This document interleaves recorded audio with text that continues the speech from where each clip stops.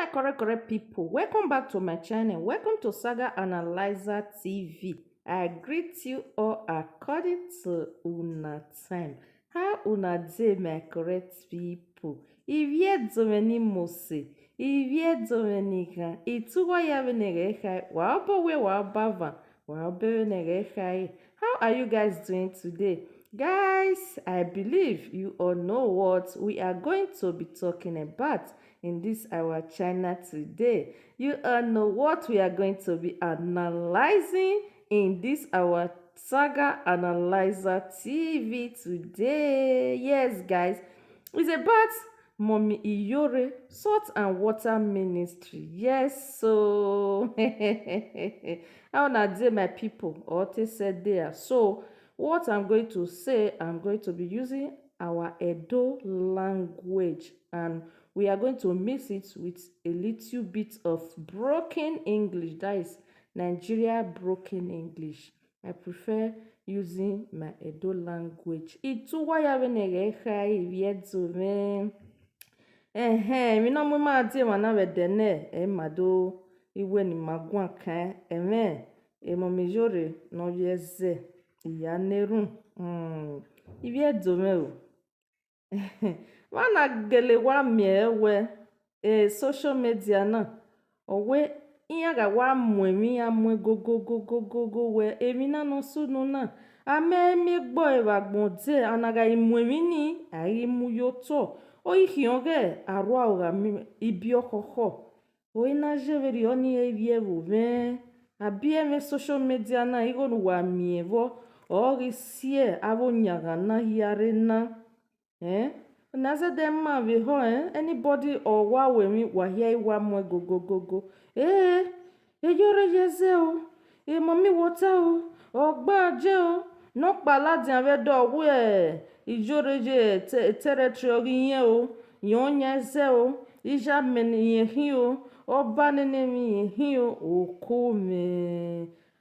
emi wa ivie do wona hin wo we omo zuo he imatie bonu wa o bet depends when why so ya we mi when why so ya mu mi why wa mu nya hu why mu yo to ota ni me don't know why emi no yime ya mo bowe ni we video na because ibate oni gun kan ye kakakaka because why so vo wa mia ni bun because of where a woman awo na meroji. So Otimage Iyore one of Paris. Emi kemi no riwa wa hia wa mu. Vana mie we no manoro no warukpa no ze de tero o mu trela eve o mu ari do no baje ona gae. Ama emi warukpa no ladiante wa do we emi Iyore una ma o we se o at least emanu ha me le gbe o veri yeve ni jan o rie ne hia wa mai ladian do tade o we magbona ene no ami mo pa orun pa we ne wa be mi ku wagbona wa understand emi Iyore una nia o ma nege no ya wa be mi ku ye o ya nerun and erun no ve nani nia ama ve honvo we maybe osunu yolo olokun osunu ye nie isango osalobua no mi o fa ve enikao ora tutie ane video nana ma gbe here ni madame ho emi no gele iya nerun we video na ane mi o ve no ya me ya we video na ewe oyeve wani bun uwake because owa hia travel ve ni vu self we mana ma die we bona mani bun no mai kame we eri ma vijima abieli ma isoto ama baptism ma ene botie baptisement mani bun mana ya baptize egbe baptizing wa mo bowo oni otani me don't know why me believe you we eze ana baptize ma na me we eze ana baptize eze eve so na we eze ya bekin ya vie mi ke kweze o ya vule boria wuweze so eze awe baptizing vo ana aga we baptizing eru ansie na ai na miewe ijore yeze ya neru oge na luga evie dome ve mi waya na jeveri ana he ona watolo nwe no pa wa gwari wa pa jare na me topic we e presenter se evie dome a me mi vijo ba imie ivigbo dadogo woge dadogo mo topic ogere iya mana me topic ta iya teme una dikalu debe e governor ge Imo State oge we na wa miewe oge do ehu wa gele mume ehu emume o adege ehu emu wa ehu wa mu mese se hai ijo salobua anado mi wo ti mo pala di ave do no wi yan do baby ona ko be atawe ehu wa mu yin atawe do yin kere wa do awe mi ado amiewe emeso do ya dine edoni mos edoni leni makere because waga momi oye na ro omu bi oho wa kere vo wa stop ave nonsense na obugbene nu wa dove social media what nonsense na miewe ema ya regima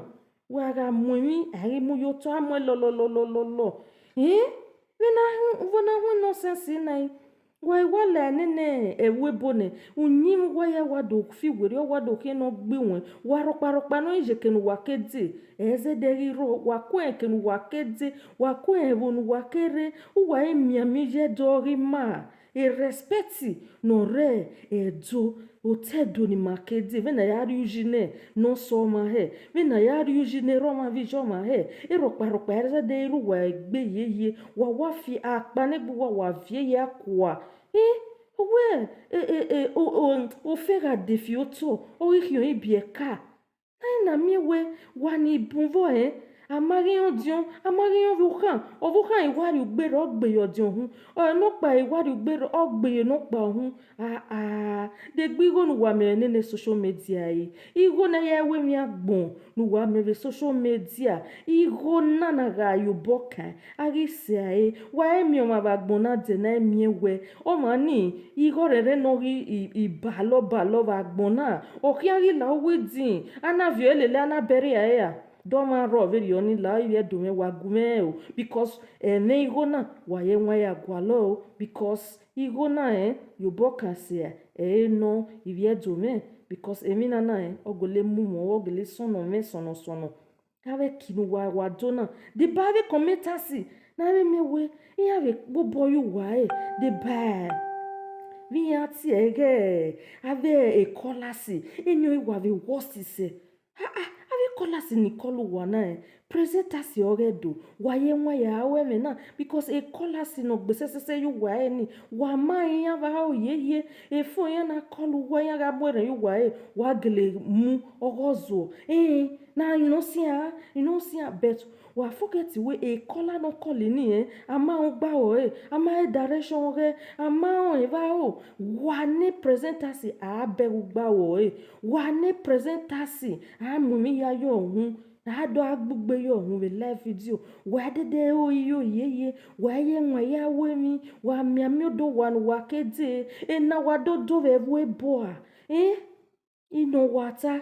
do presenters on social media you guys should change wakpayo divore because me believe where ironia hanu wani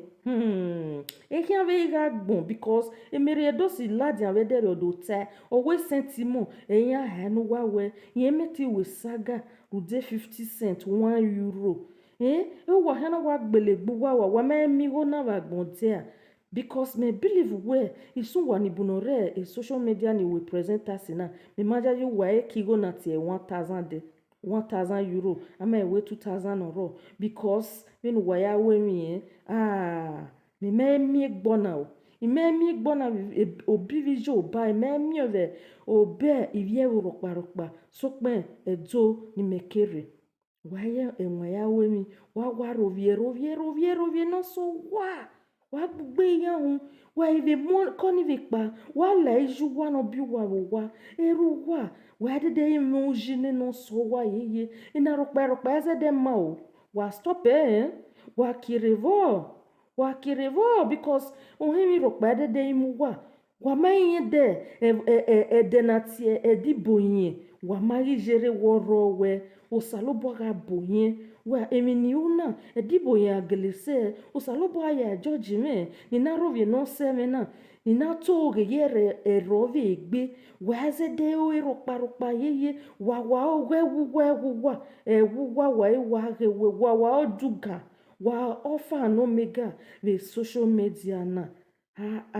social media no wado vai anemi no ma awena ya promote igbina ezo ebo wakirevo ivie dome enema ve ho wagatuje domo ve no ma ivie vo ve yangima yangima ogie yanjiwae ogie yanjiwae understand the rena why many metana oze nina we ni ye do ya temina because avia ni zebo nya bele gima manedzo wala wowo wa asiobo vave ebo esaganu wauna ane emomi jore nania ojeze iyaneru oma tue eni ebo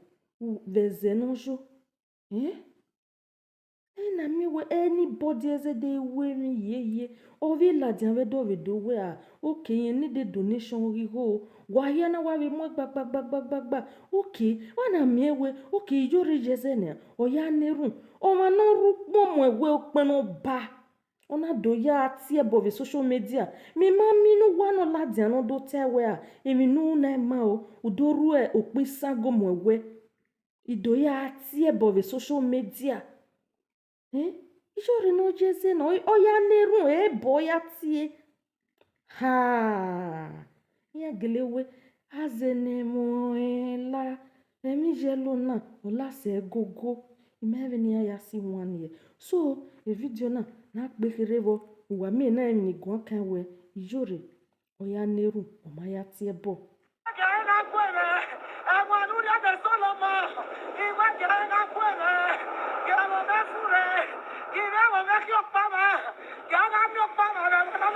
Ohe me no kai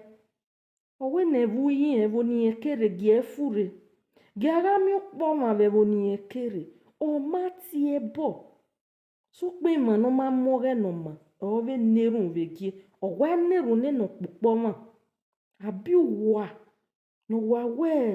wa de against Iyore na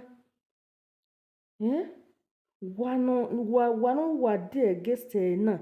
ijaji weru no nani okan wa esovo oye gbe ya kun wa mana mu eme na yoto enough is enough wa made business yo wa mode magbun wa eno viere rere wa mo gogogogo o makporo no sugbu wa mu viere wa zo bove kun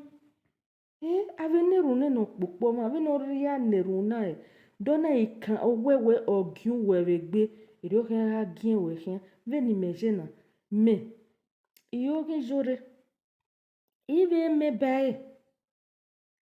iwe prayer point Iyore but emi me beg ve social media where anybody awa we mi fie no pa wasan la de wa dori wa ve beg ni awe anytime no ya we anything na o ma ve wa ve gwari evi okpa evi va ema no wa la de mata na oze wa no wa do tawe ojeze o owe no pa o wa ye won ya we mi wa tike ma gbona isi because e ma gbona emi ro pa era gbona o ma no wo de we re gberi mi me ma jaje we ma ni bun yan o ni me o because amede no hin agbe ba hwe o wala wo wie do me no re mi video na we no gai no we la no la ho no ma veri o ivi he were wala o wa mana subscribe ye channel na wala wa subscribe ye channel na for more video. Guys, thanks so much for watching this video. If you have not subscribed to this channel, Saga Analyzer TV, kindly do me a favor by subscribing and also on the bell icon. Hit the notification bell so that anytime I drop new video, you will be first to watch. God bless you all for watching and sharing this video. See you guys on my next one. Bye.